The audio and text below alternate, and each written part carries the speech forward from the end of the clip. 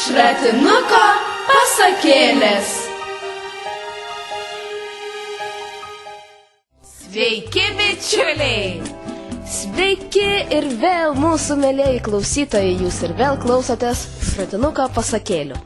Ir vėl su jumis sveikinuosi aš, Dalia, šios laidos vedėja, jau tikriausiai visiems yra atsibaudus ir mintinai išmokta.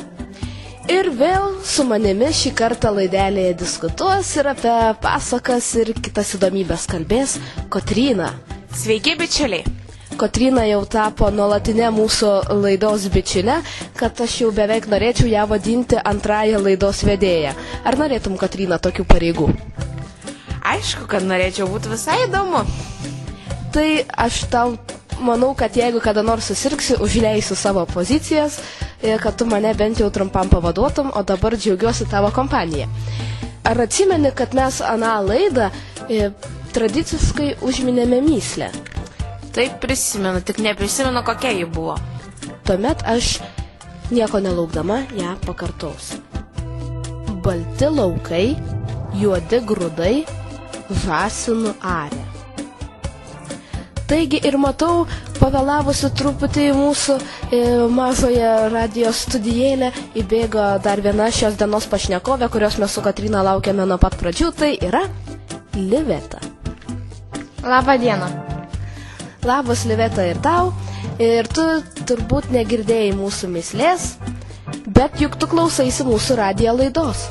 Kiekvieną savaitę. Taigi ir tikriausiai mūsų mįslę girdėjai ir galbūt žinai jos įminimą.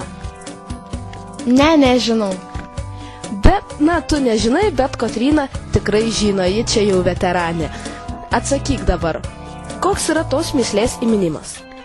Gal raidės, kažkas susijęs su raidėmis, su rašysena. Taip, Kotryna, tu esi beveik teisi, taip arti tiesos, kad norėčiau, žinok, vis dėlto tave pasveikinti su tokiu gan taikliu spėjimu. Iš tiesų, norėčiau pasakyti, kad tai yra raštas. O kas yra tas žąsinas minimas mįslėje? Gal tušinukas, parkelis, pieštukas, su kuo tu rašai? Tas raidės ir žodžius. Teisingai. Ir dar yra dar vienas variantas, be tušinuko, be pieštuko, kas labiau susijęs su žąsinu ir kaip matau iš Livetos akių, ji žino, kas tai yra. Manau, kad tai plunksna. Taip, ir anksčiau žmonės juk rašydavo su plunksnomis, kai nebuvo dar visų įmantresnių rašymo priemonių. Na, o kaip raštas yra susijęs su mūsų šios dienos tema? Kalba. Tai kalba yra sudaryta iš rašto ir žodžių sakymų. Tai kalba sudaro žodžiai, kuriuos mes rašome, o rašome eilėraščius ir knygas. Labai bandai įmantriai mums paaiškinti, o aš pabandysiu šiek tiek paprasčiau, kad kalba tai yra, ką mes vartojame kasdien. Štai ir dabar mes visos trys kalbame, liežuviais malame, bet kad ta kalba, ypač prasminga kalba, išliktų ilgesniam laikui, ne tai, kad vien mes pasakėme ir ji pro vieną ausį įėjo, pro kitą išėjo ir mes užmiršom, mes ją galime užrašyti. Užrašome knygose, dabar jau ir kompiuteriuose, žodžiu, visur.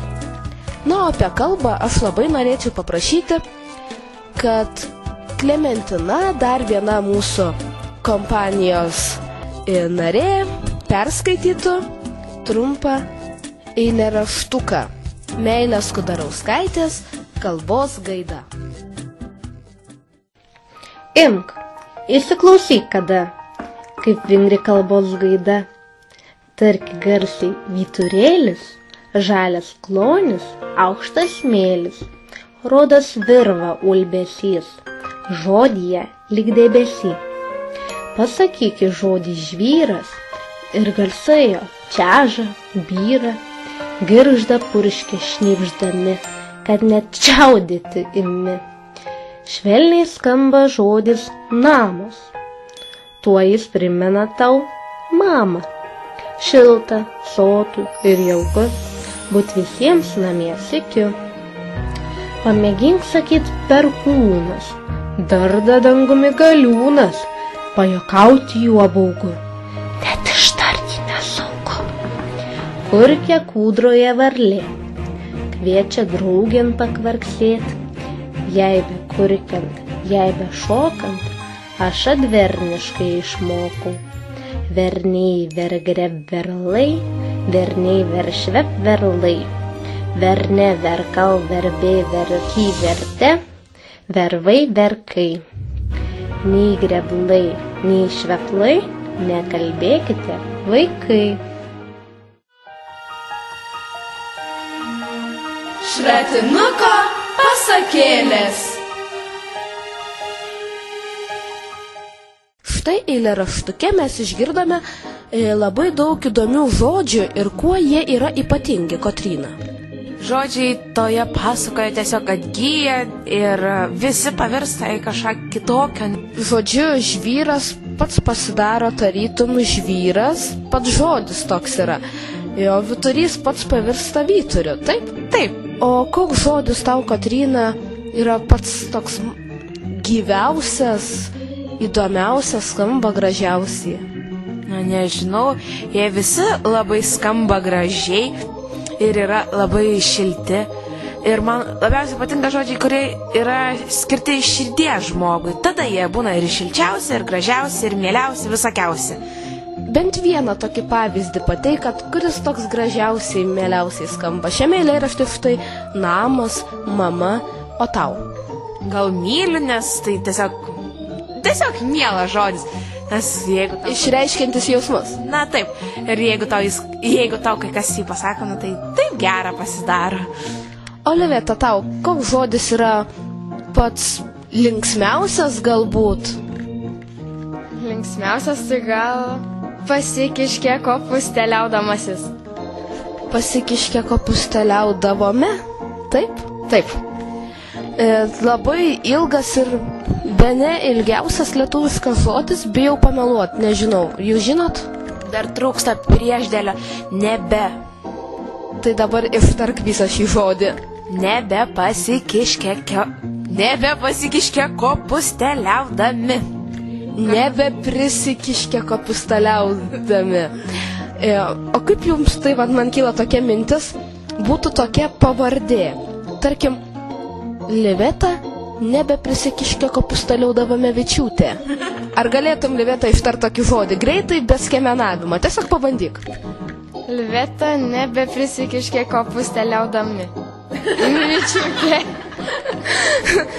Matot, kaip sunku ir įsivaizduoju, kas nors taip paklausia tavęs, koks tavo vardas.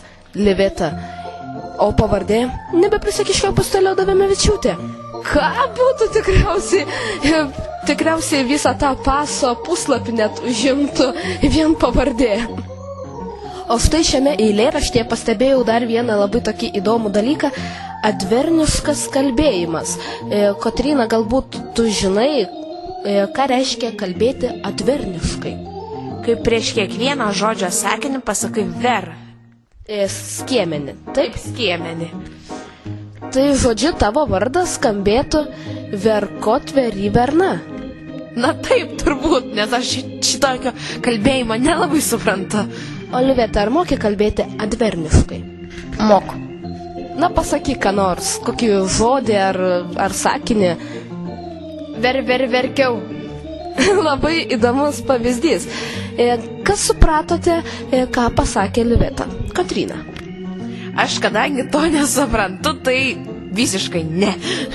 O aš manau, kad Liveta pasakė verkiau. Verkiau. Ir labai iš tikrųjų įdomus pats žodis, nes jo pirmas skiemuo yra ver, pridedam dar ver ir tų ver būna tokia begalybė, kad vernė verko, verne versu, verpran verto. Na, jau užteks adverniško kalbėjimo, nes tai yra sunku suprasti kitiems, kas to nemoka. Kotryna gali tai patvirtinti dar kartą. Taip, tikrai nesuprantu.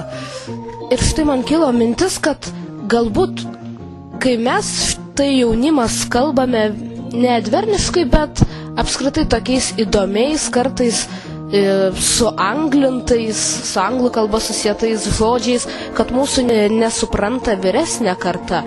Sakykime, kai sakom kokį nors chatas, failas, laikas, pavyzdžiui, mano močiutė tai niekada nesupranta, ką aš noriu tuo pasakyti. Ir tie visi nelietuviški žodžiai, manau, teršia mūsų kalbą, ar ne? Taip, jie yra problema, bet ta problema labai kaip liga kokia. Sunkiai išgyvendinama ir labai greit susirgama. Taip, vienas štai pasako, okei, aš pas tave atvarau ir jau tau prilimpa tie žodžiai ir pats pradedi taip sakyti, taip kalbėti. Na, o apie kalbos tokias kaip ir šiukšlės, tai yra labai įdomiai parašiusi Alma Karosaitė. Netgi yra išleidusi eilėraščių knygutę, konsultuoja Balys Gražbylys. Ir ten radau tokį labai trumpučiuką eilėraštuką, kuriame gausu kalbos šiukšlio. Ir aš jį perskaitysiu, o jūs, mano mielos pašnekovės, turėsite man padėti išsiaiškinti, kurie žodžiai yra netinkami vartoti ir kaip mes juos galėtumėm pakeisti, kad visi juos suprastų ir jie neterštų mūsų labai gražios ir skambios lietuvių kalbos. Taigi eilėraštis bičas. Aš draugą Romką vadinu. Jis bičas pas mane geriausias. Atvyko ant 5 dienų. Kaip faina, dabar jis upiai prausęs. Koks vandenėlis nuostabus, gal ir kalba švaresnė bus. O kai neliks neprausta burnių, neliks ir bičių, kurtkių, durnių. Taigi, kokių nevartotinų žodžių jūs čia pastebėjote? Kotryna. Romka, pavyzdžiui, bičas. O kaip, iškart sustokim, Romka. Koks čia yra normalus vardas? Liveta, kaip reikia vadinti ne Romka, o kitaip? Nu tai manau Romas. Romas, taip, labai gražus vardas, kodėl mes turim jį pravardžiuoti, sakyti Romka, nežinau. Ir štai Kotryna dar paminėjo dar vieną žodį – bičas. Kaip reiktų keisti bičas, kad skambėtų lietuviškai ir gražiai? Draugas, aišku, draugas, bičiulis, kaip dar kitaip, nežinau. Taip, tai yra tiesiog paprasčiausiai draugas arba bičiulis ir joks čia ne bičas. Štai aš dar pati skaitydama pastebėjau, kad eilėrašte parašyta atvyko ant 5 dienų. Ir mano, kadangi labai laki fantazija, aš iškart įsivaizduoju, kaip ant tų dienų reikia užlipti, kad ant jų atvykti, atvažiuoti. Taip. Kaip reiktų pasakyti normaliai, kad nekiltų tokių dviprasmiškų minčių? Atvyko 5 dienoms. Pritari, Liveta? Taip. Taigi, ir dar štai vienas žodis fain. Ar mes turim lietuvių kalboje tokį žodį? Ne, tikrai. O kaip, Liveta, reikėtų pakeisti? Man rodos puikus. Taip, fain, išvertus iš anglų kalbos reiškia puiku. Ir dar kokių žodžių matom? Kurtkė, durnius. Kotryna, kaip tu pasakytum tai normaliai lietuviškai? Kurtkė, kiek žinau, yra striukė, bet aš to žodžio nevartoju, o durnius yra kvailys. Durnius dažnai naudoju. O štai ką Meilė Kudarauskaitė yra parašiusi apie keiksmus ir visus tokius blogus kitus dar žodžius. Aš norėčiau perskaityti. Ar jūs girdėjote, kada kate kniaukianti šunį, čiulbančią varną, karkianti žvirblį? Ne. Tik tai žmogus kažkodėl nesibodi į savo kalbą primėtyti svetimų dvokiančių žodžių ir jais, tais bjauriais žodžiais, drabstytis į šalis. Tegu ir kiti būna purvini. Jei keikūnas, koks nebepagydomas girtuoklis, tai atrodo, ką beveiksi, žmogus sunkiai serga. Bet juk bjaurakalbių yra ir vaikų, jaunuolių. Vaikščioja jie lyg deglosios apskretusiais šonais ir didžiuojasi savo purvu.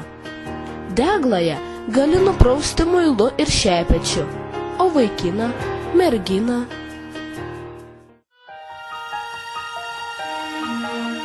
Šratinuko pasakėlės. Taigi mes čia kalbėjome apie įvairiausius blogus, negražius žodžius, o kaip juos reiktų apibūdinti vienu žodžiu. Žargonas, ar kaip ten tas žodis? Taip, Kotryna, tas žodis yra žargonas. Ir ką reiškia žargonas? Šito paklausėme mūsų mielų draugų kitų laikų. Kaip jums atrodo, kas yra žargonas? Iškraipytas žodis. Žargonas yra mano žodynas. Žargonas tai yra lietuvių kalboje netinkamai pavartotas rusų žodis. Žargonas yra blogi žodžiai, kurie teršia kalbą mūsų lietuvišką. Yra iškraipyti žodžiai, pavyzdžiui, Facebookas, pats, ten, mergyčka, patsanas, dar kaip ten panašiai. Daug svarbių dalykų šiandien išsiaiškinome apie kalbą, kaip reikia gražiai kalbėti, kokie yra gražūs žodžiai ir kas netgi yra žargonas. O mūsų laida ir vėl atėjo į pabaigą, o mes turėtumėm užduoti mįslę ir aš paprašysiu Livetos, kad ji mums labai gražiai ir taisyklingai, būtinai taisyklingai perskaitytų šios dienos mįslę. Ne krūmas, bet su lapais. Ne marškiniai, bet susiūti. Ne žmogus, bet šnekėti moka. Kas? Tas, kas negirdėjo, pakartosiu dar kartą. Ne krūmas, bet su lapais. Ne marškiniai, bet susiūti. Ne žmogus, bet šnekėti moka. Taigi labai gerai pagalvokite, turite tam visą savaitę, o mes taip pat pagalvosime, bet su jumis dabar atsisveikiname. Iki kito karto. Iki. Ate. Buvo labai malonu, na, o su jumis buvo